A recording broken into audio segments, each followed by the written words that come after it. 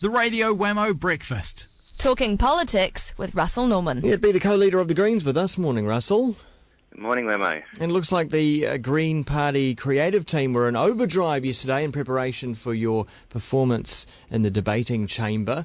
Centre stage you were with a whole bunch of questions to the Prime Minister about capital gains tax with your metaphorical dagger that you brought out. What do you make of the PM's response to your probing?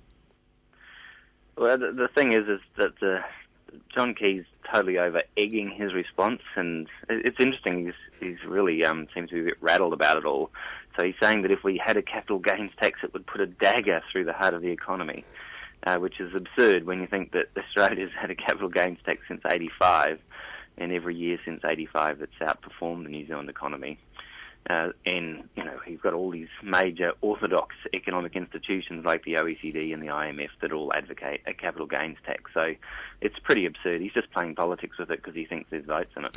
He did say in response to that, well, hey, heck, you know, Australia's digging up all these mines, and that's why they're so rich. That's, you know, regardless of the capital gains tax, that's what's driving the economy through. Was that where he went with that? Yeah, that was one of the places he went. And it's certainly true that the mining boom in Australia is very significant for the Australian economy. However, Australia does prove the case that the capital gains tax they introduced there in '85 did not drive a dagger through the heart of the Australian economy. The Australian economy has boomed since '85. And so, you know, yeah, it's a ridiculous argument to suggest a capital gains tax means the end of the economy. He said also the capital gains tax would kill growth. But I guess depending on how you feel about growth and whether or not growth really is the end game, do you think capital gains taxes will kill growth? No, I mean, I agree with you that it's an interesting debate around growth. So, you know, the Greens would like to see growth of things like the renewable energy sector, but we don't want to see just dumb growth for its own sake, which is what I guess both National and Labor are very focused on. But in terms of, you know, what is the impact of a capital gains tax on GDP growth, I mean, there's masses of very orthodox evidence about this, and if anything, it's positive, because particularly in New Zealand, where we've borrowed $100 to $200 billion from overseas in order to speculate in housing. So our housing stock is now worth twice as much as it was at the beginning of 2000. And yet we now have these huge debts, and somehow we have to pay them off. And so all the capital's been sucked into the housing market instead of being put into the productive sector.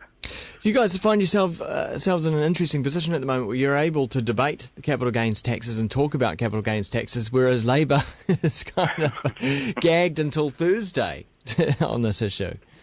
It is. I don't think I've ever seen anything quite like it in politics before, to be honest. It's a very unusual situation where the largest opposition party has basically told everyone what their announcement is, but they don't want to talk about it until Thursday because they don't want to ruin their big event on Thursday. So yeah, given that they're basically adopting our policy, or at least some of our policy, it's an opportunity for us to debate with the government about it, because Labor won't. But it certainly does seem like a stronger alliance is forming between the Greens and Labor. Would you agree?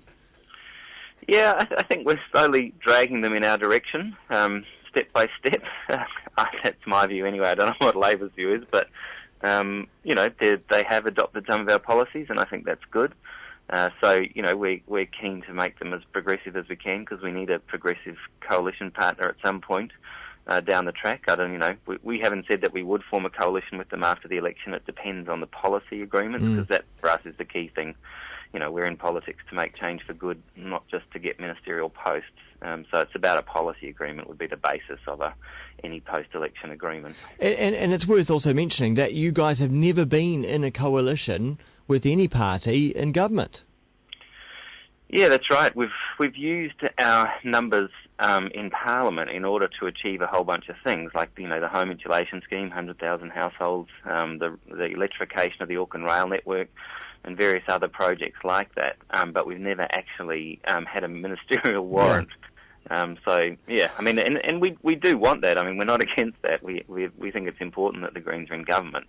It's just that we don't want to be in government just for the sake of having a nice limo. It was also interesting watching the debate yesterday, and the Labor Party also put on the green harness when they were probing the Prime Minister on his comments about the scientists sorry, his name escapes me. Joy. Mike Joy. Mike Joy, yeah, in his comments, and backed John Key into the corner again, where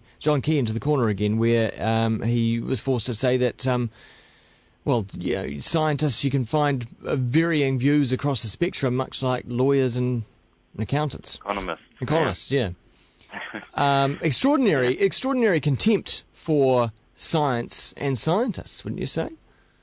Yeah, it really is quite something, because the freshwater science community are very of one mind about the issue of whether there's a connection between the intensification of agriculture and the degradation of water quality, and they are of one mind that there is a very strong connection.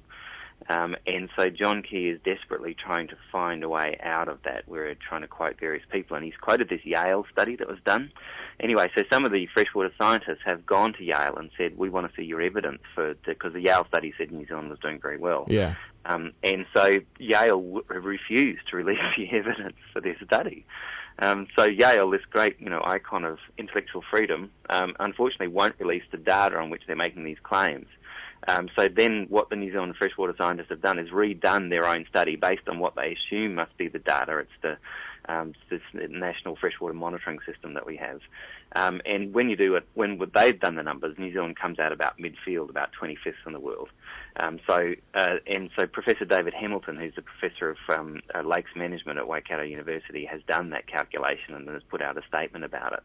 And that's what Labor were putting to Key yesterday. And Key was very uncomfortable with it, of course. It just makes me think about, because the Prime Minister now has a scientific advisor, which was introduced when he came into power in 2008. It was a very good move, Dr. Peter Gluckman. But you wouldn't, if you were Peter, wouldn't you be going, oh, come on, John? These are you're actually hassling my guys. These are my scientists. These are my dudes, and you're making us look like fools. Yeah, I mean, you'd think that evidence-based approach or an approach based on science would be what Peter Gluckman's job is to promote that. And the Prime Minister is saying the exact opposite, which is that he will just pick and choose whatever suits him. So he'll just, try to find whatever piece of evidence he can, regardless of the consensus coming out of the scientific community. Russel Norman, co-leader of the Greens, thanks for your time. Pleasure. Cheers, mate. Time now here on Kiwi, 20 minutes past.